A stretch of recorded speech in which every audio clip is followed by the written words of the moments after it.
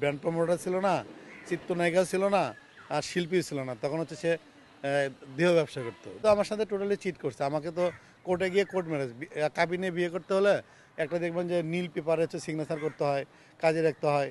এবং সে হচ্ছে যে ওখানে মানে ওই এভিডেভিটের ছবি তার কাছে আছে ওই মোবাইলে তোলা, কিন্তু সে হচ্ছে যে আমাকে দিচ্ছে না।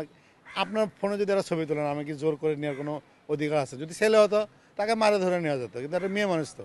পরে দেখবেন দেশবাসীর পুরো অন্য পক্ষে চলে গেছে। এই জন্য পারছি না। আমি আইনের মাধ্যমে আমি চেষ্টা করছি এবং চেষ্টা করবো যে তাকে ডিএনএ টেস্ট করা, এবং সে যেটা করেছে তার ফোনে যেহেতু আছে, সেক্ষেত্রে আমি চ্যালেঞ্জ করছি এবং কোর্টের মাধ্যমে আমি আসলে প্রমাণ করতে চাই।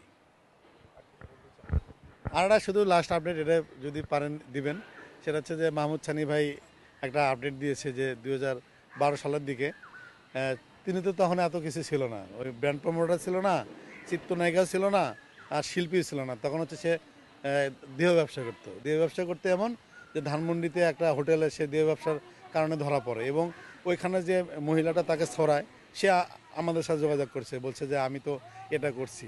তাকে সে তো মূলত হচ্ছে যে ধানমন্ডি, তাকে দেহ ব্যবসার যে যে হোটেল থেকে তাকে হচ্ছে ধরে নিয়ে থানায় ধরা হয়েছিল।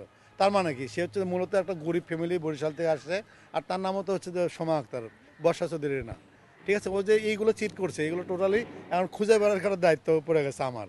দিন শেষে এখন কি হচ্ছে যে ও মিথ্যা বলে যাবে, আমাকে একটা একটা করে খুঁজে বের করতে হবে। এই জন্য 5 বছর লাগুক, 10 বছর লাগুক, 20 বছর লাগুক, কিন্তু ওরা আমি ছাড়তেছি না। ওরা আমি আসলে শেষ দেখে ছাড়বো, এটাই। এই যে কয়েকটা তথ্য দিলেন যে সে দেহ ব্যবসা করে এবং অন্যদিকে হচ্ছে তার নাম পরিবর্তন করে এসেছে, সেই সাথে মুন্না খানের সাথে আবার বিবাহে আবদ্ধ, তো এগুলো কি প্রমাণ আপনার কাছে আছে? আমি এই তো যে আপনাকে বললাম, শোনো, ডিজিটাল যুগে মানুষ সিসিটিভির ফুটেজ বিশ্বাস করে, আর হচ্ছে যে আপনার হচ্ছে যে ভিডিও বিশ্বাস করে।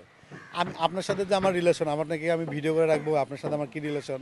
সত্য মিথ্যা মানুষের হচ্ছে বিবেক, এই বিবেকটা বলবে কোনটা সত্য কোনটা মিথ্যা। আমি তার সাথে বিয়ে করছি, আমি তার সাথে বাসা করছি, সে তো বর্ষা চৌধুরীর উপরে সোমা আক্তার, ও তো নিজেই জানে। আমার সাথে 2 মাস ছিল, আমার সাথে ফিজিক্যাল রিলেশন হয়েছে, তাহলে ওর অবিশ্বাস করার কী আছে? আর যদি আপনি যদি আমাকে বিয়ে করেন, আর যদি বিয়ে না হয়, আপনি আমাকে বলতে পারবেন? আপনার তো কোল যে টানে ছিঁড়ে ফেলবো আমি। এটা হচ্ছে সত্যের একটা জোর। সে যে মিথ্যা বলছে, আমার বাবা মা তো এখন সামনে আসেনি। আমার বাবা মা হচ্ছে যে ওর ছেলে মেয়েকে মাথা হাত দিয়ে বলতে বলো যে ও করছে কিনা। ও কিন্তু এটা করবে না। ও হচ্ছে এদিক যাচ্ছে, ওদিক যাচ্ছে, ওদিক যাচ্ছে, ও তো বুঝতেছে না যে ও কোন ফাঁদে পড়ছে।